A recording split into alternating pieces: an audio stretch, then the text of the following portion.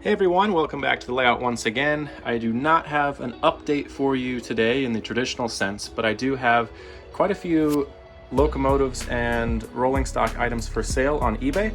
So what I'll do is walk down the line and highlight each of these individually, and then be sure to check out the links to the eBay auctions, which you can find down below in the description beneath this video.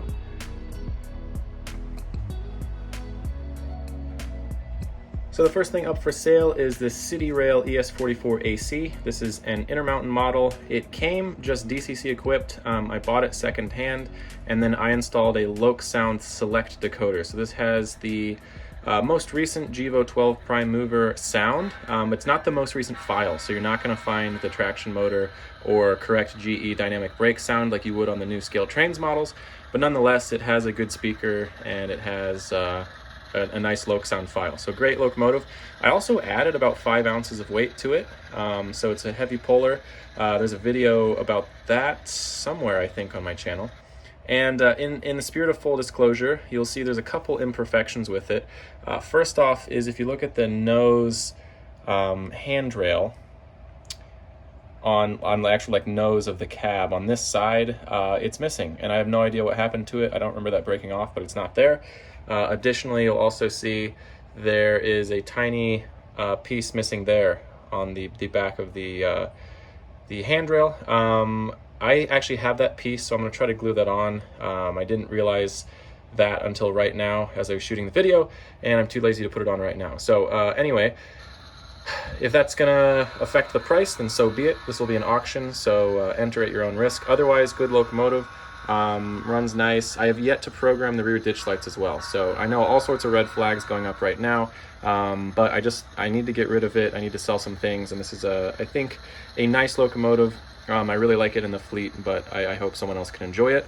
You'll also see, I've neglected to say this, but I did just complete a decent-ish weathering job. I like it. I did acrylic washes and powders, and I like the way that the car body turned out. So just some subtle weathering, and again, check out the link below for some more photos.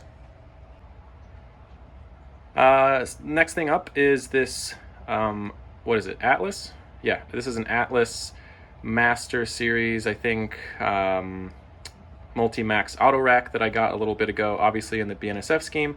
I did some graffiti decaling on both sides of the model. The underframe is lightly weathered. I think the trucks turned out great. The wheel color is nice and flat and brown, and I just like the way that turned out. And then an interesting effect that I did, I've never tried before, is I did graphite, like from a pencil, so pencil lead in the seams, and then I used that to streak. So it darkened the panel lines and the seams, and then it also created a cool streaking effect of some grime on the side of the model. So that turned out nice. And then the roof is lightly powdered as well. So not much to show here other than a light weathering job and some graffiti. Next two cars I have up are a couple of Walthers 60-foot, geez, I'm forgetting everything right now. These are the 5150 NSC covered hoppers that I just built a big grain train out of. So I'm not getting rid of the grain train, it's just these are the first couple cars that I weathered, and I think I like the way that they've turned out. So I'm going to turn them hopefully for a bit of profit and turn that into more cars in the future. So one of the things I did was paint the roof hatches. Those came body color, and I just sort of like hand painted them white with some acrylics. So it's not like an airbrushed finish. It has some unevenness to it, but I think that lends itself to the weathering pattern decently. And then the rest of the car on each of these is done 100% with oil paints, with the exception of the actual wheels themselves, which I painted with acrylics. But I like the way that the panel seams came out, as well as the underbody grime and like the wheel spray on a couple of those hoppers underneath looks good as well. So those will be sold separately, but they're effectively the same car, just a different paint scheme. The next couple of cars also being sold separately, but they are from the same run. These are original Athearn Genesis Trinity 5161 covered hoppers with the Circle Herald logo for BNSF. And then per prototype photos, the only modification that I've made is I added some safety striping. Those are smoke box graphics, actual reflective safety striping, and I did the style and placement based on prototype photos. So they're effectively the same with a couple subtle differences. Some of the highlights of this car includes rotating roller bearing caps. You also have train airline hoses on the end, and then really short shank couplers, which look nice when they're coupled together because it creates an actual prototypical car spacing. Final car for sale is another BNSF covered hopper. This is from Scale Trains, and these are pretty hard to find. So this is one I purchased a while ago.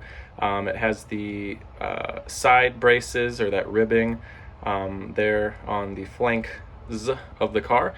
And I don't know, this is the rivet counter model. I don't know what else there is to say other than it's a great looking model. Also has rotating roller bearing caps, train airline hoses on the end, endless end cage detail, see-through etched metal grills on the top. Just good details all around. Awesome car to sit on a shelf or to build a unit train with. And the final item here is a big one. This is also a Scale Trains model, and a Norfolk Southern ET44AC with DCC and sound from the factory. So this is the first run of Scale Trains Gevos, or Tier 4 Gevos, that they released. I love this model so much. You might question why I'm getting rid of it. It's for no other reason than I just, over time I like to recycle locomotives that I have, just so things don't get too old. I have a limited amount of money and I just can't endlessly collect things, and I want to make progress on the layout. So I'm going to let this one go, even though it's probably my favorite locomotive spec. Like, I just love the late production GEs with high headlights, love the angled exhaust Tier 4s, and Scale Trains went as far as to model the NS specific details, like on the pilot here, just to the right of the coupler, or on the conductor side of the coupler, you'll see there's a little hose there, and that's for the electronic pneumatic brake system, which is pretty cool. So awesome model, great polar, it's heavy, has loc sound from the factory, and just a great model, so check it out. Anyway, everyone, that is all I've got for today. So again, no update. I'm actually moving soon, so you likely won't see an update for a while. But anyway, I just wanted to touch base with you guys, and hopefully you found some of these items of interest. And I would love if you all could bid, because anything that I make on this will help me out, and I will certainly put it back into the layout. So as always, thank you so much for watching. Be sure to stay tuned, and I will see you next time.